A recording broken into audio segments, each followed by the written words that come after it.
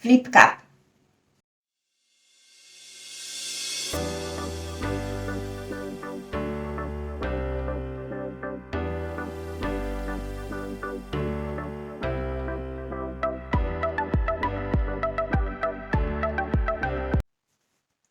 Ciao a tutti, benvenuti, ben ritrovati da Francesca su Figaro Arte.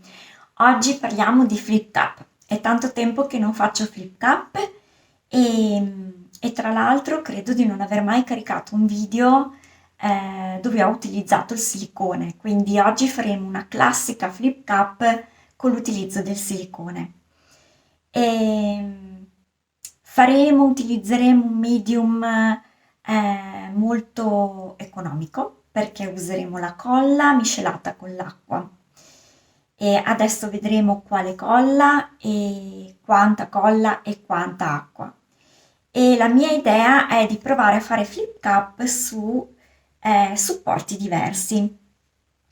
Quindi ho qui questi dischetti di legno che ho comprato, sono 4 dischetti a 1 euro. Vedete c'è la cordina perché in realtà volevo realizzare dei cartellini in legno, quindi farò una flip cup sopra e da applicare pensavo ai miei foulard che ho stampato con le mie opere d'arte. E quindi niente, volevo provare a fare qualcosa sul legno, non l'ho mai utilizzato il legno finora. E stessa cosa, sempre in legno, ho preso questi cuoricini qua, sempre 4 targhette, questi non hanno i buchini ma hanno il gancetto e, e quindi penso insomma di provare questi piccoli supporti di legno qui. Poi voglio provare a fare qualcosa sul plexiglass. Queste sono lastrine di plexiglass, è da un po' che le ho prese. In realtà avevo un'altra idea, però vabbè, vedremo. L'altra idea la vedremo.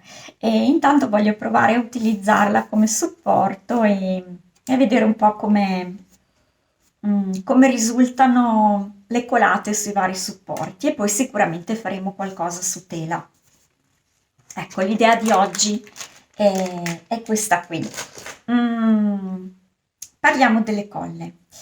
Il nostro medium, come ho detto, sarà preparato con colla più acqua. La colla che ci serve e che utilizzeremo sarà una colla vinilica bianca. Io nel tempo ne ho provate diverse, soprattutto all'inizio avevo anche provato un po' alcune cose che avevo in casa. Funzionano tutte? Nì. Intanto vi sconsiglio assolutamente di utilizzare colle trasparenti perché per la mia esperienza non hanno una buona resa. E anche tra le colle viniliche non sono esattamente tutte uguali. Trovo che alcune infanghino un po' i colori, almeno questa è stata un po' la mia esperienza, per cui un po' prendendo spunto da altri artisti e un po' le prove che ho fatto io, le 2 colle che ho provato e che tengo, diciamo che utilizzo quando faccio questa tecnica sono queste 2, la Giotto e la Vinavil. E questa è una colla vinilica, è una colla per la scuola, una colla economica ed è una colla vinilica.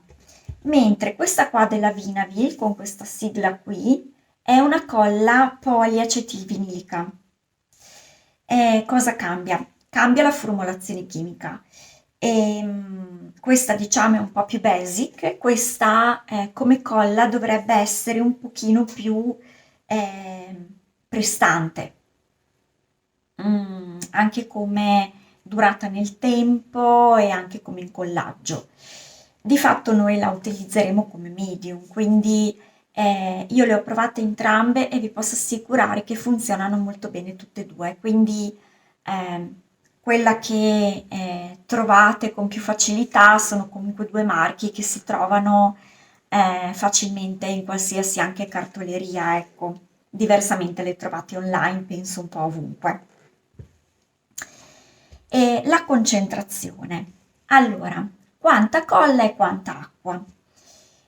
Sul web dai vari artisti ho trovato davvero concentrazioni diverse, cioè proporzioni diverse tra colla e acqua. Ci sono alcuni artisti che utilizzano un 70% di colla unito a un 30% di acqua, altri che fanno un 60% e un 40%, altri che fanno un 50% e un 50%.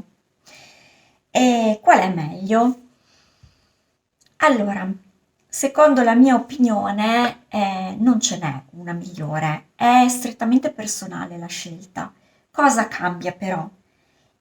Cambia che nella concentrazione dove metto più colla rispetto all'acqua, quindi ad esempio il 70% con il 30% di acqua, avremo un medium molto più corposo, ok? Un po' più spesso rispetto a chi utilizza per esempio il 50% e il 50%, perché con un 50 e 50 avremo un medium decisamente più liquido.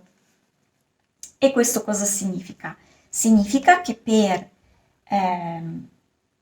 adesso io qui non ho cioè per esempio, no? Per fare un bicchiere di colore,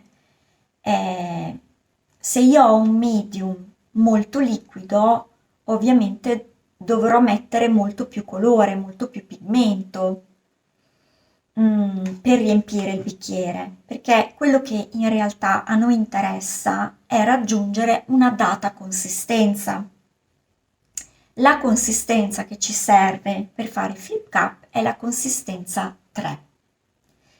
Per chi non avesse visto il video sulle consistenze, vi consiglio di andarlo a vedere perché così parliamo un'unica lingua e ci capiamo bene su cosa significa 1, 2, 3, 4, 5. Per la flip cup io utilizzo una consistenza 3 e per raggiungere questa consistenza con un medium molto sottile, quindi molto liquido, ovviamente dovrete mettere più colore perché se il medium è molto liquido, ovviamente ne basterà poco per raggiungere la consistenza desiderata, per cui dovrete consumare più colore. Diciamo una proporzione di 50% di colla e 50% di acqua circa sono una parte di colore e una parte di medium. Invece una consistenza del medium un po' più spessa, quindi 70% e 30%, per riempire un bicchiere mi servirà più medium, quindi posso utilizzare un po' meno colore, un po' meno pigmento, ok? Calcolate che con un 70-30 sono circa eh, una parte di colore e 2 parti e mezzo, 3 di medium, circa, perché come abbiamo già spiegato ogni pigmento ha una sua densità, ok? Ci sono pigmenti che sono molto corposi, molto spessi quando li versate nel bicchiere, altri che sono già di per sé un po' più fluidi, quindi richiederanno un dosaggio diverso di medium. E perché dico questo? Perché il pigmento, il colore, qualsiasi marca voi utilizzate, al chilo ha un costo decisamente più elevato di un chilo di colla. Per cui io preferisco magari utilizzare una concentrazione un po' più elevata di colla in modo da poter mettere un po' meno colore. Stiamo ancora parlando di proporzioni di concentrazioni di colla che non alterano più di tanto, insomma, la brillantezza del colore. Che voi utilizziate una proporzione al 50% o un 70-30, c'è la resa, almeno per le prove che ho fatto io, mi sembra che non ci sia così tanta differenza. E io oggi per tagliare la testa al toro utilizzerò un 60% di colla e un 40% di acqua. E quindi prepareremo il nostro medium, poi lo uniremo ai nostri colori e metto una goccia di silicone ogni 30-40 grammi di colore. Io faccio così. E il silicone che utilizzerò, ve lo prendo perché non ce l'ho qui, è questo qui, questo qui. Comunque vi metto i riferimenti sotto nella descrizione. Vi metterò anche la ricetta con i prodotti utilizzati. Quindi io metto una goccia di silicone ogni 30-40 grammi di colore e non di più, anzi potete metterne anche un po' meno, cioè tipo una goccia anche ogni 40-50 grammi di colore. Potete anche decidere di non metterlo in tutti i colori che utilizzerete. Il mio consiglio è di non mettere troppo silicone perché noi oggi andremo a ricercare la realizzazione di celle che siano il più regolari possibile. Mm, non desidero celle un po' frastagliate dai bordi un pochino irregolari. Ecco, la mia ricerca è la cella perfetta oggi.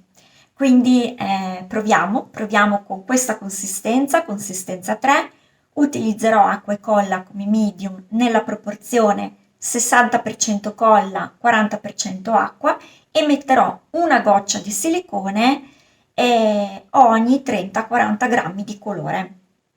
Ok? Io vi lascio alla realizzazione, ci vediamo dopo.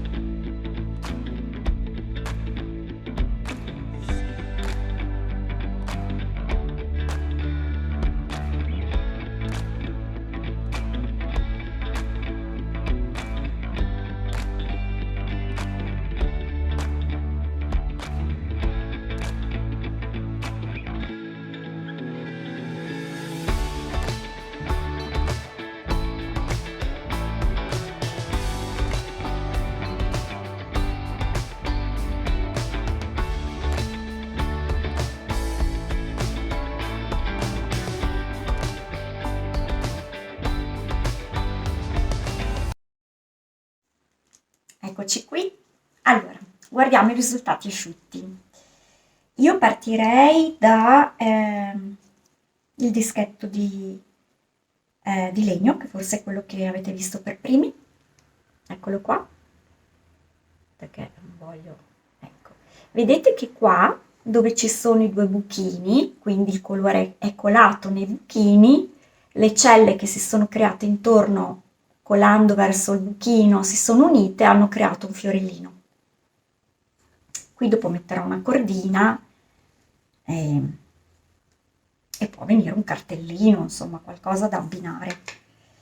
Poi abbiamo il cuoricino, sempre di legno, mm, questo ha il gancetto, ho tolto la protezione. Ah, ovviamente dietro, vedete qua mi si è un po' sporcato, dovrò provare a toglierlo con un po' di gesso, vedere se riesco a pulirlo un po'. Non l'ho rifinito benissimo, però ovviamente per fare questi piccoli gadget dietro bisogna proteggerli molto bene. Non ve l'ho detto, magari possiamo anche fare un video perché comunque ho intenzione di prepararne un po' di questi cartellini, quindi magari possiamo parlarne in